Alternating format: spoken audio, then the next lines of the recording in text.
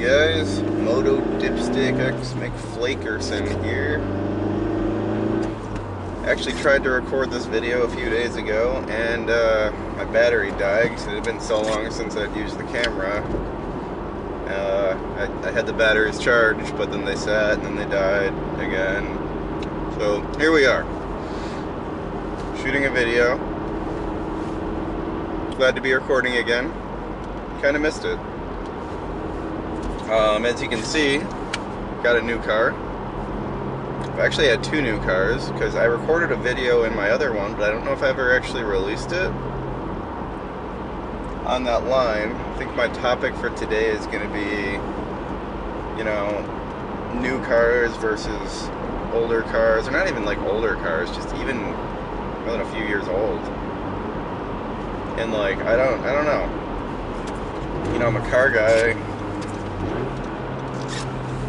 I like vehicles, but a lot of these newer cars, they're just not doing anything for me. There's some exceptions, of course. The GR Corolla is like my budget dream car. Although, I say budget with a grain of salt. It's really kind of expensive for what it is, but it is an impressive vehicle. Come close to buying one a couple times and just have not. But we'll get into what my previous vehicle was before this, after the Mazda 3, and why I'm kind of just not that interested in a lot of newer vehicles, I guess. So, as you guys know, I had that Mazda 3 for a long time. Well, anyone that may have been watching this channel before that still happens to be subscribed and is watching this video now, I guess. But had that car for a long time, and you know, I really like that car.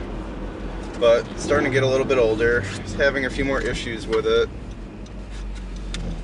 And honestly, if the platform had more room to grow, I probably would have kept it for a bit longer. But there's no option for a limited slip differential in that car at all. And there really wasn't much for power either, aside from like, I don't know, there were some turbochargers for it, but it always seemed kind of sketchy turboing such a high compression engine. In the US, that thing ran like a 13-to-1 compression ratio.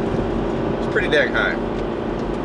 And in general, turbo vehicles are not that high of compression, or rather, you don't build an engine super high compression if your plan is to boost it. At least that's my understanding. I am no expert in engine building, but that is my understanding from the research I have done. So basically, the car just didn't have a lot of room to grow, and it was starting to have issues. So I decided to trade it in. I ended up getting a 23 Elantra N. Got it brand new. And I did make a mistake when I bought it. Kind of. I mean, it was a good learning experience. I'm kind of glad I did, but I went with the automatic.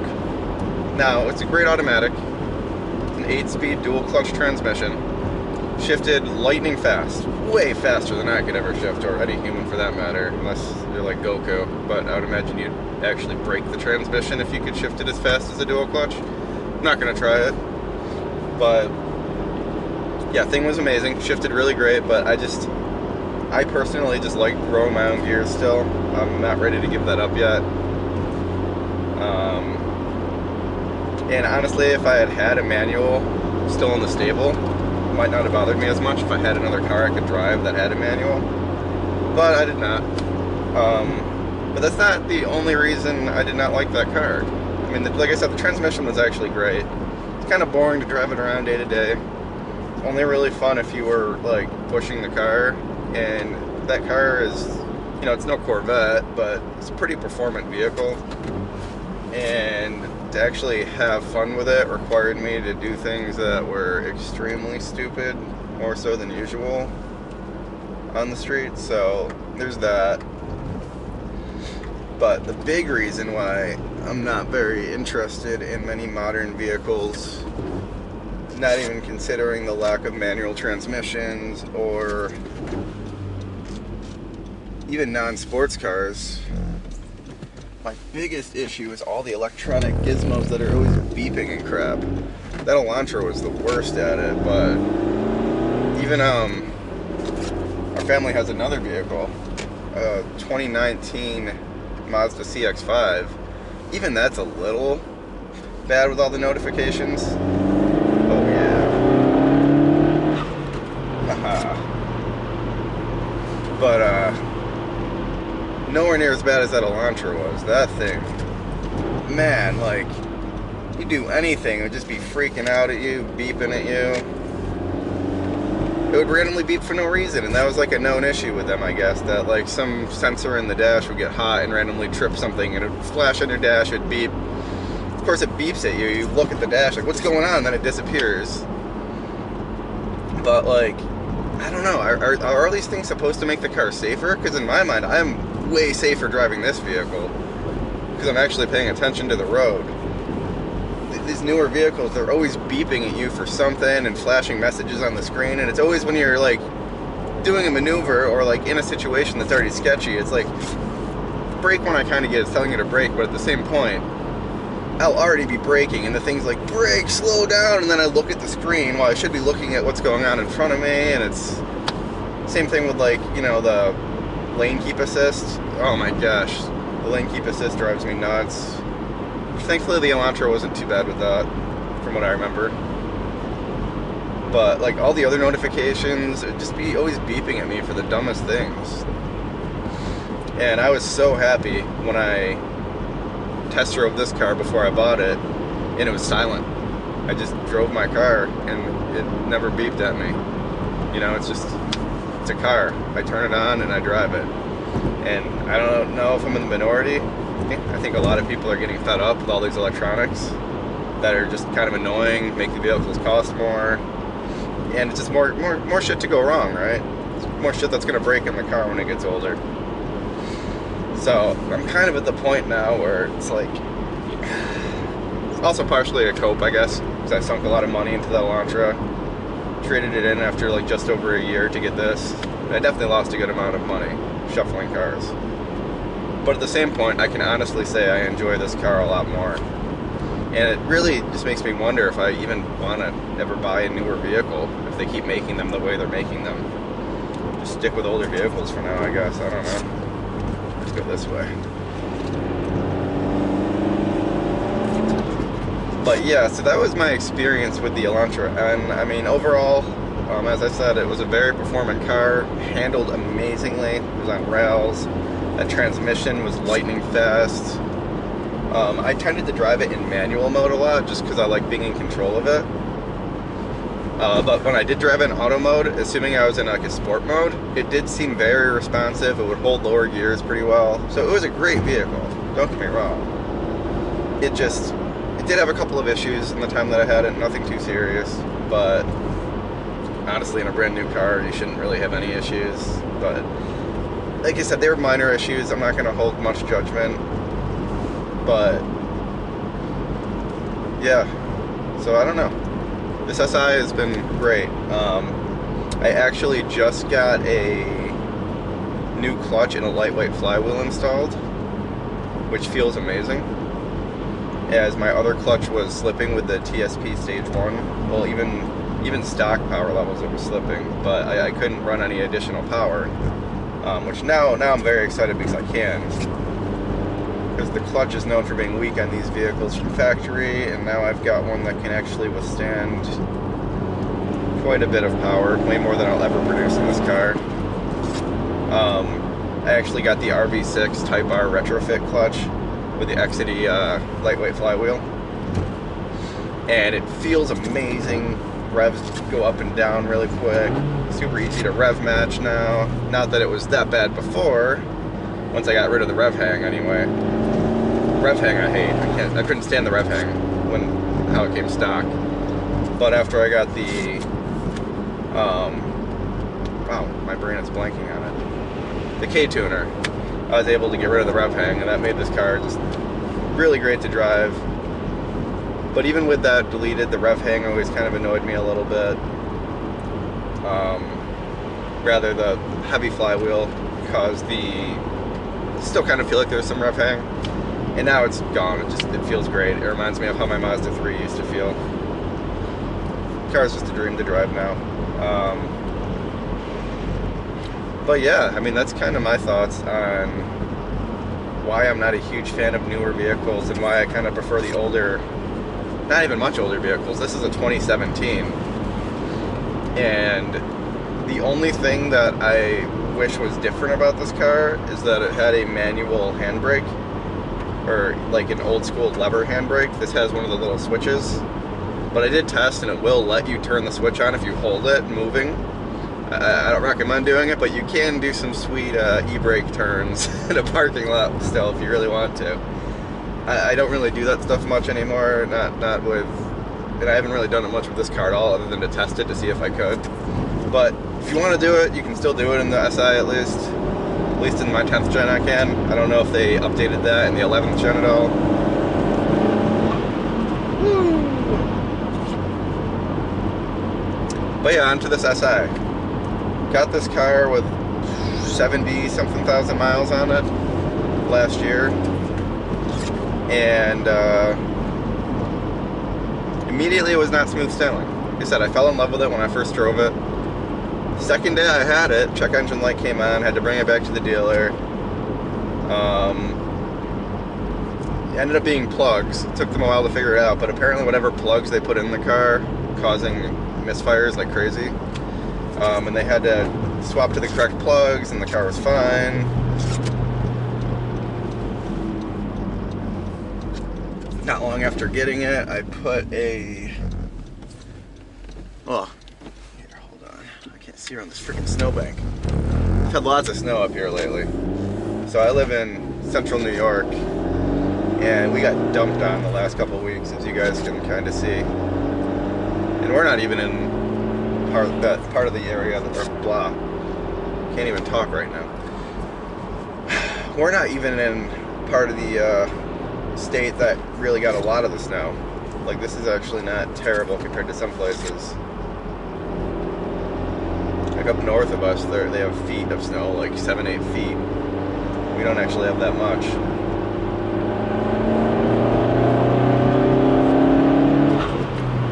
I don't know if you can hear that intake. It sounds like I have an aftermarket blow-off valve, but I don't. All short ram intake, adding more noise.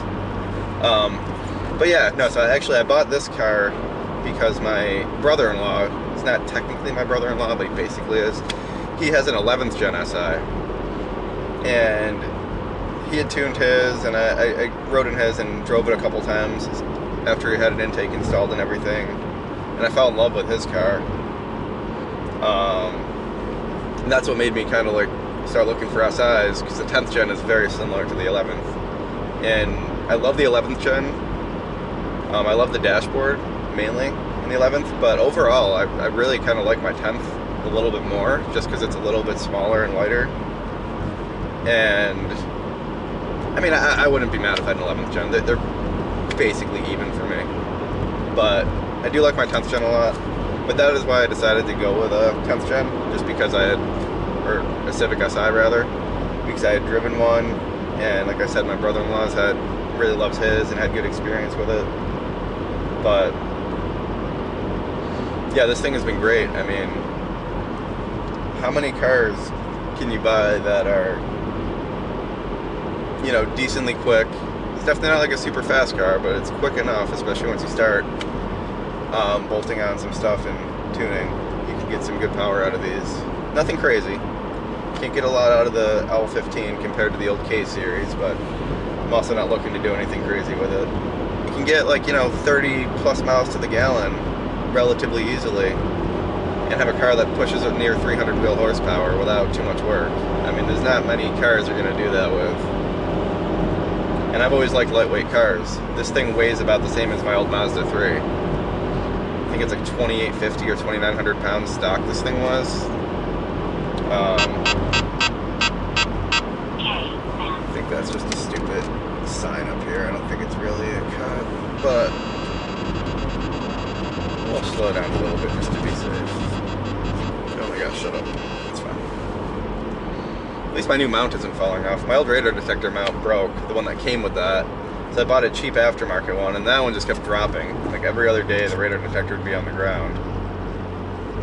Or in the center console or whatever, and it's like it's gonna break something. So I bought this other cheap one that has 3 suction cups. You can't really see it from that angle. But this one's been good. been solid. So that's kind of my story of how I ended up with an SI after selling the Elantra N. So right now the car, it's got a couple of mods, like I had mentioned. I've got the K-tuner, so I can get rid of the rev hang and whatnot, and now that my clutch is good, I can run a TSP Stage 1 tune, no issue. Also got an intake. It's a PRL short ram intake.